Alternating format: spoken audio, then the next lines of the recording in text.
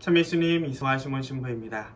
여러분들의 시간을 소중하니까 바른 배속으로 보는 걸 추천드립니다. 오늘 함께 이야기 나눌 주제는 신앙생활을 하면서 나아갈 때 우리에게 찾아오는 유혹들에 대해서 2시간에 걸쳐서 하나씩 얘기해볼까 해요. 물론 다양한 유혹이 찾아오겠지만 대표적으로 느끼는 유혹들을 말씀드릴까 합니다. 한 가지 이야기를 드릴게요. 저도 한때 여행을 굉장히 좋아했는데 새로운 장소를 가면서 새로운 영감을 얻기도 하고 새로운 걸 배우기도 하고 저 자신의 있는 그대로의 모습을 발견하는 즐거움이 있기 때문이죠. 그런데 여행하다 보면 참 신기한 걸 바라봅니다.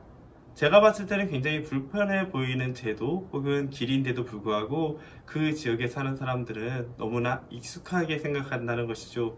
그것이 왜 불편한지도 모른다는 거예요. 근데 그것은 어쩌면 우리 사람이 가지고 있는 나약함의 모습인 것 같습니다. 환경에 너무 적응이 되어서 개선의 여지 혹은 더 나은 삶을 위해 나아갈 생각을 하지 못한다는 것이죠. 어느 정도 불편함을 가지면서 새로운 장소를 갔을 때야 비로소 그것이 잘못했다는 것, 고칠 여지가 있다는 것을 깨닫게 되기도 합니다. 그래서 저도 성당들을 여러 군데를 이동을 하면서 임기가 되어서 이동할 때마다 느끼는 것이 제가 맞다고 생각했던 것, 어쩌면 당연하다고 생각했던 것이 당연하지 않는 부분도 있다는 것을 많이 배우게 됩니다. 이것이 어쩌면 우리의 첫 마음을 지키기 위한 방법이 아닐까 해요. 신앙생활도 보면은 처음에 성당에 와서 신앙생활을 시작할 때 예비제교를 가정을 듣고 성당에 세례를 받은 후에 하느님의 자녀로서 살아갈 때는 굉장히 열정을 가지고 즐겁게 살아갈 수 있습니다. 작은 만남들, 작은 체험들, 작은 생각들도 우리의 삶에 큰 방향을 바꿔주게 되죠.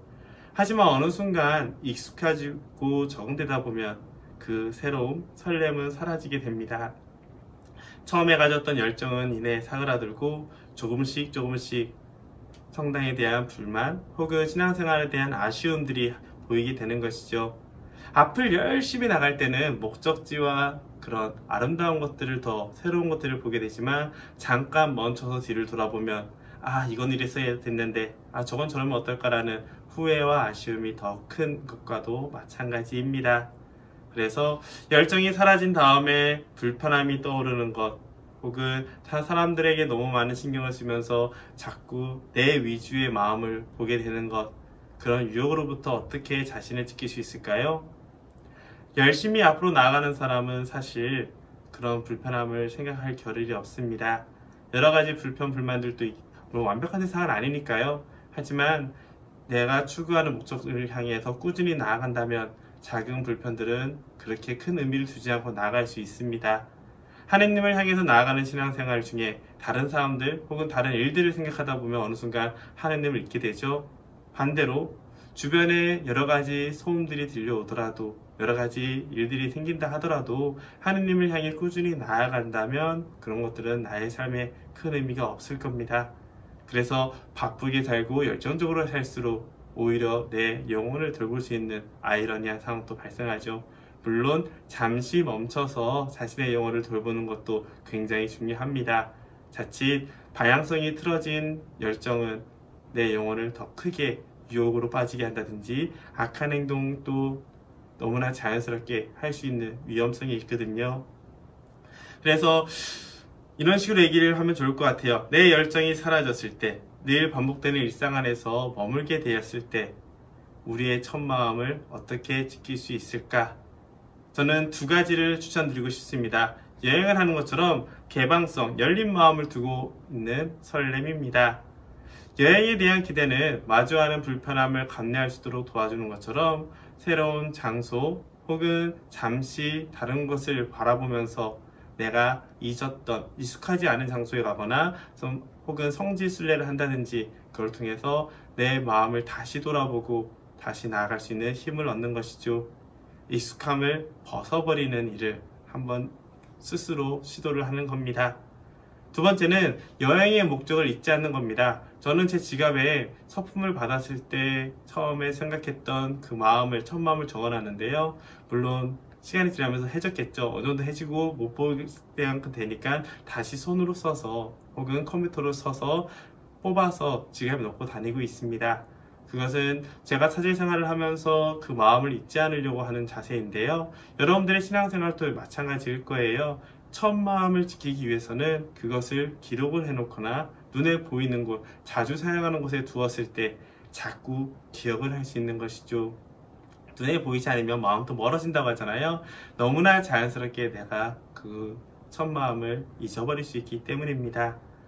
그렇기 때문에 자신이 가지고 있는 목적이 얼마나 소중했는지, 내가 이 신앙생활을 하면서 무엇을 얻고자 했는지, 물론 신앙생활을 하면서 계속 정화되면서 더 높은, 더 하느님께 가까운 마음으로 변하게 되지만 그 소중함을 기억하고 중요성을 기억할수록 주변의 다른 것을 그렇게 염두에 두지 않을 겁니다. 더 중요한 것을 위해 덜 중요한 것을 내려놓을 수 있는 것이죠.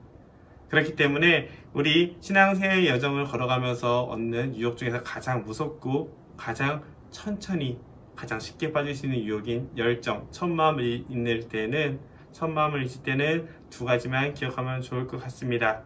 첫째, 목적을 기억하며 세례를 받을 때 그 첫 마음을 기록해 놓고 자주 볼 수 있도록 자신에게 환경 설정을 하자. 두 번째, 한 번씩 내가 익숙한 공간을 벗어나서 새로움을 체험하는 것이 좋다. 물론 그것은 같은 신앙의 여정 안에서 이루어져야 될 겁니다. 성당에 익숙함을 편하기 위해서 미사를 안 다니고 그 주일에 다른 걸 할 거야 이런 것이 아니라 내가 늘 당연하게 다녔던 성당을 잠깐 벗어나서 성지순례를 간다든지 혹은 다른 본당에 가서 미사에 참석하면서 자신의 마음을 돌아본다든지 그런 것을 의미하겠죠. 유혹에 흔들리는 삶, 그것은 결국 내가 내 삶을 어떻게 계획하고 나아가는지, 나의 첫 마음을 어떻게 다루고 있는지에 따라 결정된다는 걸 기억하면서 이번 영상도 여러분들에게 도움이 되셨길 바랍니다.